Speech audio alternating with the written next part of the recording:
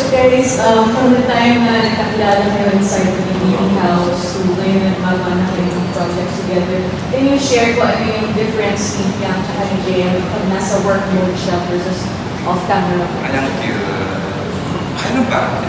Ako po yung magbibigay sa kanya, awal sa kanya. Ano yung difference niya? Sure. Si Piang,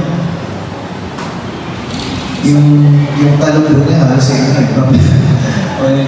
mapa-off cam ko yung on-cam hindi nawawala yung alam mo yun, kung ma-feel niya na tumatanay na yung set, ma-feel niya na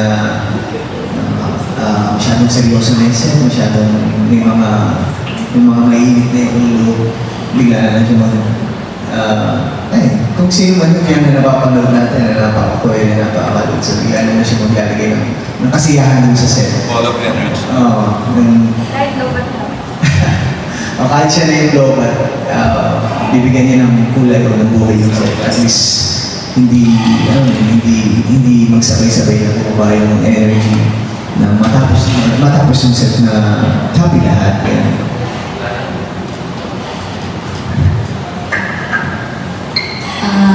Ano ka ba? Si JM off-cam, nonchalant. On-cam, nonchalant. Saan? Hindi. Si JM, pagka may work or nagtatrabaho kami, very focused siya talaga. Sobrang, paano ba? Hindi lang workaholic eh. Paano ba? May magandang term pagdating sa ganun. Hindi lang. Sobra pa siya sa focus eh.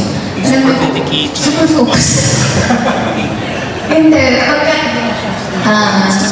Hindi lang focus. Super focus.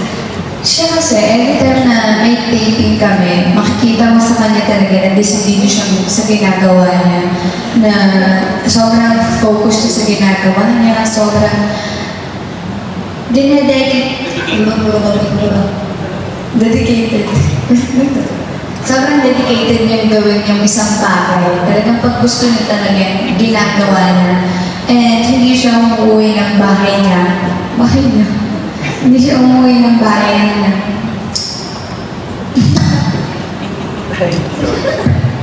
Hindi siya umuwi ng bahay niya. Hindi siya maalis ng taping na hindi siya satisfied sa ginagawa niya. That classic actor.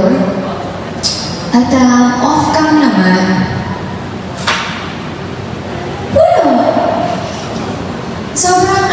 sobrang hindi naman sa nonchalant kasi pinapakita niya naman yung kulit side niya sa mga comfortable person na nakakasama niya. Alam naman ng mga tao na nakapaligid sa kanya kung gano'n siya makulit pag off-cam. Dinedeny niya lang na hindi siya makulit. As in, sobrang in denial niya na hindi siya makulit. Pero ako minsan naiinis na ako. Charot. Hindi. Sobrang kulit niya, off-cam. In denial lang siya. Yun lang po. Thank you, Ms. Manila. Okay, I'd like to give the microphone naman to Carlos Aragon ng mega pelikula. Carlos, taray, big screen. Charot lang.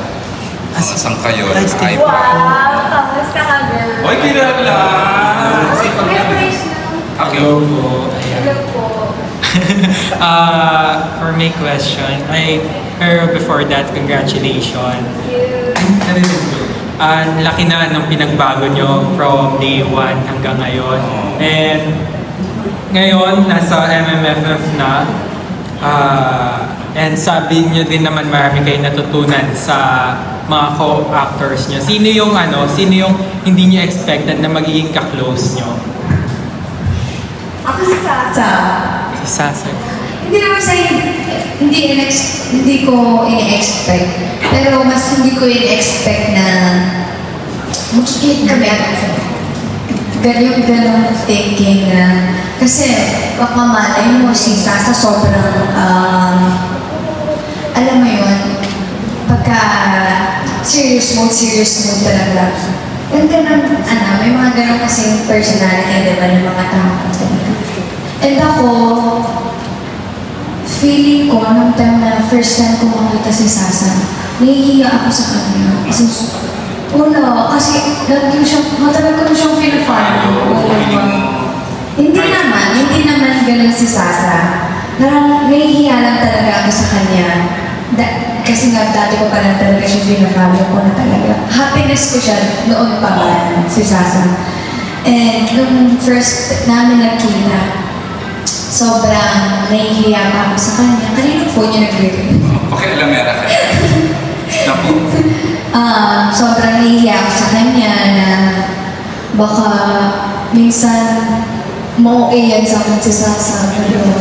Pero nag-click kami agad ni Sasa and sobrang happy ko talaga na naging close ko si Sasa. Up until now, pag nagkikita kami, birthday agad. Wala nang intro. Birthday agad. Yun lang. Sino naman nagkapasaya kay Gina? Siya nakapatawa kang papasaya ka ni Sasa. Sino nakapasaya sa iyo? Sila dalawa. Nalilito lang ako sa kanila kung sino siya. Ganun ang energy pareho. Ayun. Are you asking the same question? Yeah. Hindi naman kailangan. Kung sino yung naging close mo, Close na lang. Sige. Naging close.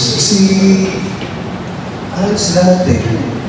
Sila Seth, si Seth, si Dylan. Pero sa hindi ko rin ina-expect na mga close sa inyo. Si Sasa din. Kasi ang strong aura niya, strong personality niya. Kamakailan na, di ba? Tingnan na MPR. So, hindi ko rin ina-expect na hindi siya mahirap ito. Sobrang approachable ni Sasa. Sobrang malapit. Superstar na si Sasa. And nung una kasi nakita namin ni Sasa, naka-full pack siya. So parang nahihiya talaga kami sa kanya. Hindi namin alam kung paano siya approach. Nakakahiya. Yun na.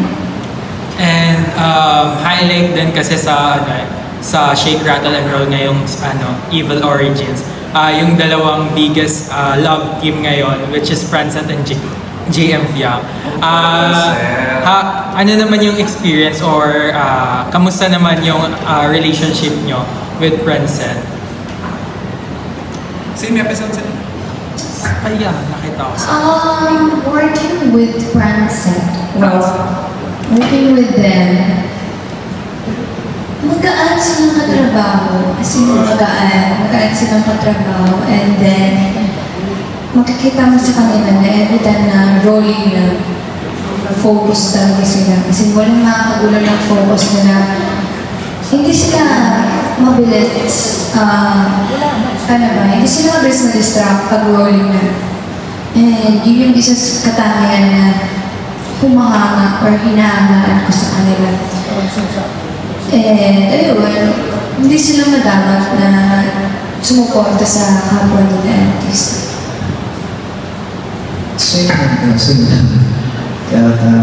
Madalas kasi si Seth naman din yung nakausap mo ng kasama ko. So, kapag trabaho talaga. And kapag sa labas naman sa labas ng camera, magaan sa wala. Ang kuya na din ni Seth hindi ka may hiyang lapitan kung may tatanong ka man sa trabaho mo sa labas. Lagi siyang okay na. And for my last question, Fiang kasi and JM, marami na nagsasabi na ang galing nyo daw sa set, ang galing nyo sa shooting ng Shake, Rattle, and Roll. Do you think na nabigyan nyo ng katarungan yung character nyo and ready na rin ba kayo makatanggap, if ever, ng award from MMFF? Ako, sa sarili ko, hindi ko pa magsasabing na bigyan ko ng katarungan hanggang hindi ko pa napapanood talaga na full yung ginawa kong pag-artist dito sa Shake, Rattle, and Roll. Pero masaya ako sa kung paano ko ginampanan si DJL dahil hindi ko naman siya tinipid. Binigay ko talaga lahat kung ano yung makakaya kay DJL. And isang karangalan na makapasok kami sa MMFF trophy na sa akin yun, trophy na sa akin yun, kasi baguhan pa lang naman kami. And kung makasungkat kami ng award, bonus na yun. Pero yun, trophy na sa amin makapasok sa isang MMFF kasi dahil baguhan pa lang kami. Kung nabigyan ng katanungan niyo po, oo. Oo, hindi. Oo, bakit hindi, di ba? Oo, ay, so, oo din, yung role din ni Bel, nahiya lang siya sa bigyan. Oo. Ayun.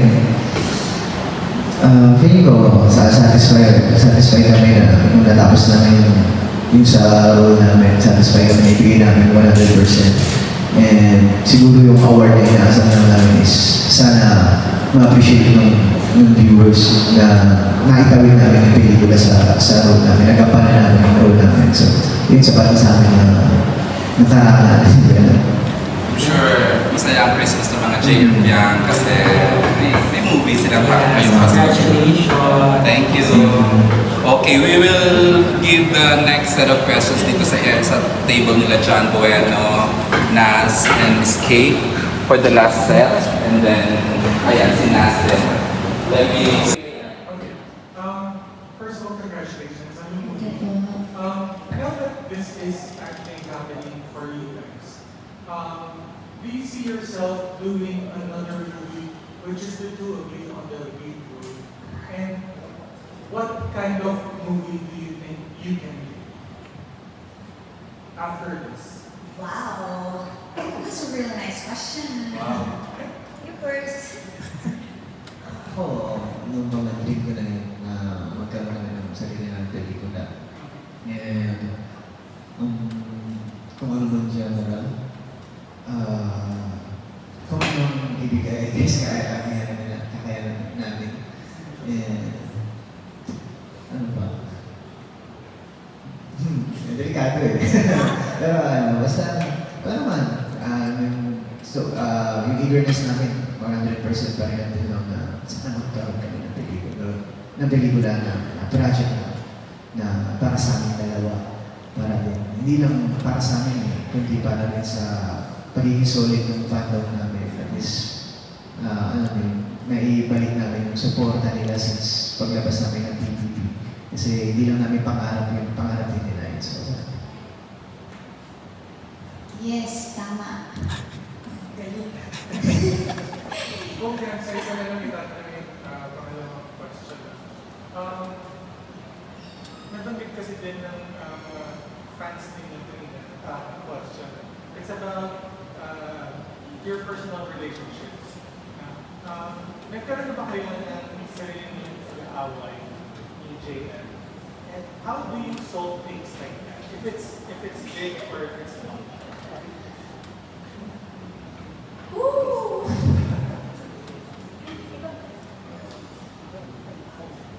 Wala pa kaming away talaga na Major. malala. Feeling ko yung mga minor lang na onting tampuhan lang. Yung konting inarte ko lang. So, paano naayos? Binibilan niya ako ng food. Kaya,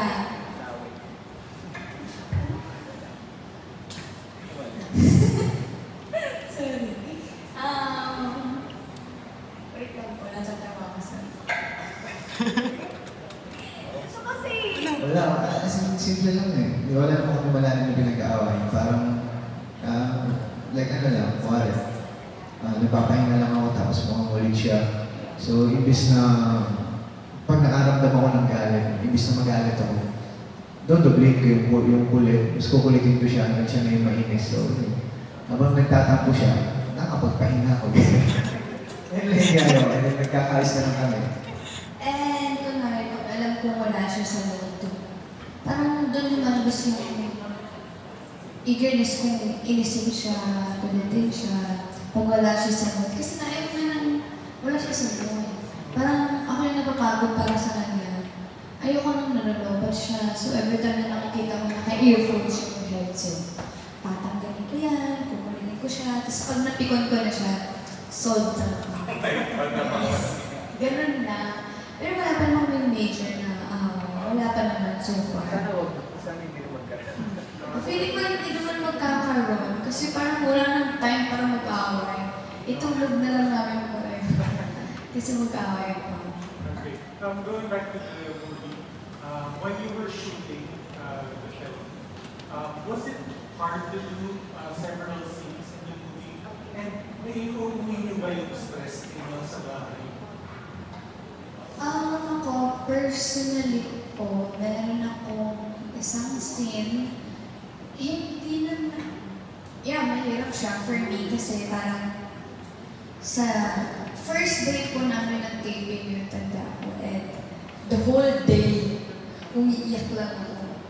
The whole day, heavy scene ko as in, walang time na iyak ko as in, the whole day, parang call time pa lang namin. Nung time na sumalang pa lang ako, ready ka na.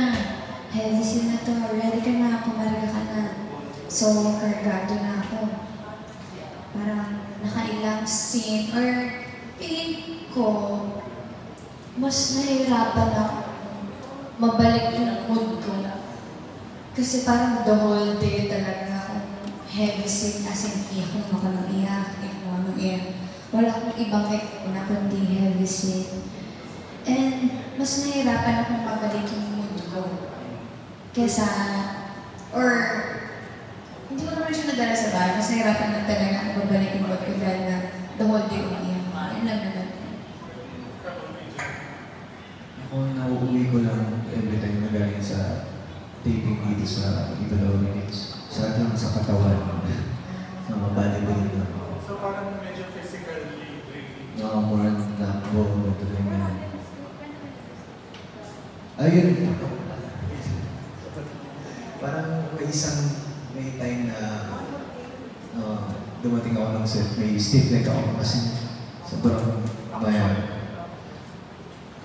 Until lang nandito siya. Ganun natandaan. Ayun, hindi ko rin alam kung paano ako nagawa yung mga sequence na napasan ko nun. I guess adrenaline. Pero sobrang hirap talaga ng time na yun. Kahit sila, Derek Joey, namumubula yung paano ko itatawid yung fighting scene that time. Sa kanya po yung pinaka-importanteng scene na gagawin na importanteng scene sa role ko that day din kukuhanin nagkataon ng mistake na ako. So, that naitawid namin. Jem, is that something that you would want to do in the future? More on action? More on action? Nakikita mo sarili mo, no? Yeah. Do you Doing see action? Oo. Hindi man yung action yung nasa top sa vision ko. Pero isa siya sa top list ngayon. Kasi siyempre, sarap ipagbalibagan yung sarili mong katawan. Feeling ko, siya, kaya niya lahat ng genre and role. Publicist ko. Versatile siya eh. Publicist ko. Ako na to. Nakikita ko sa kanya na very versatile ng actor. Bayad din. Bayad ako niyan, binayaran niya ako 20 pesos kanina. Thank you. Thank you po. Thanks, John. Okay, this Kate has questions.